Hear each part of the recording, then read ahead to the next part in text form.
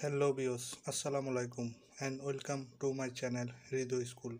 বরাবরের মতো আবারও চলে আসলাম আরও একটি ছোট্ট ভিডিও নিয়ে। তো আজকে আমাদের বিষয় হচ্ছে ব্যবসা উদ্যোগ, আর শ্রেণী হচ্ছে নবম ও দশম শ্রেণী। অধ্যায় থাকবে 12। অধ্যায়ের নাম হচ্ছে সফল উদ্যোক্তাদের জীবনী থেকে শিক্ষণীয়। নিত্য নতুন এডুকেটেড রিলেটেড ভিডিও পেতে অবশ্যই আমাদের ইউটিউব চ্যানেলটি সাবস্ক্রাইব করবেন এবং ফেসবুক পেজটি ফলো দিয়ে রাখবেন। তো চলুন আজকের ভিডিও শুরু করা যাক।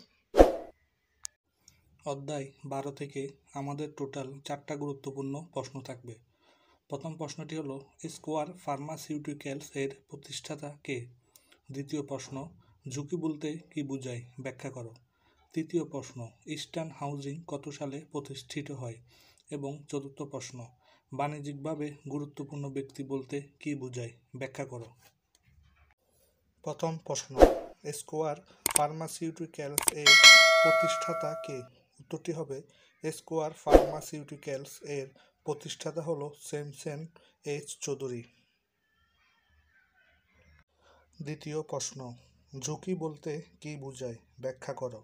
উত্তরটি হলো ব্যক্তির বা ব্যবস্থাপনার অভ্যন্তরীণ বা বাহ্যিক দুর্বলতার মাধ্যমে ক্ষতি, দুর্ঘটনা, আঘাত, দায় বা অন্য কোনো নেতিবাচক ঘটনার সম্ভাব্যতা বা হুমকি ইত্যাদি হচ্ছে ঝুঁকি।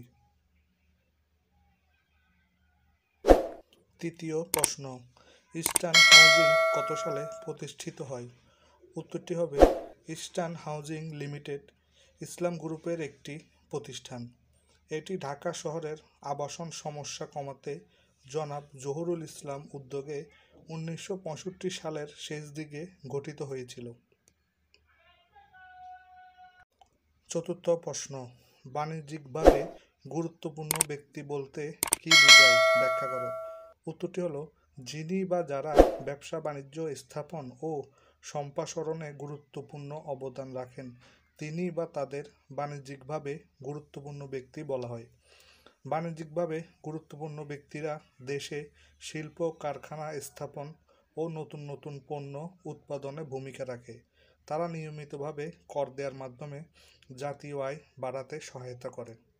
প্রিয় বন্ধুরা, ভিডিওটি যদি ভালো লেগে থাকে একটি লাইক দিয়ে দিবেন। আর যারা যারা এখনও পর্যন্ত আমাদের চ্যানেলটি সাবস্ক্রাইব করেন নাই, চ্যানেলটি সাবস্ক্রাইব করে পাশের বেল আইকনটি অন করে দিবেন। আবারও দেখা হবে নতুন কোনো ভিডিও নিয়ে।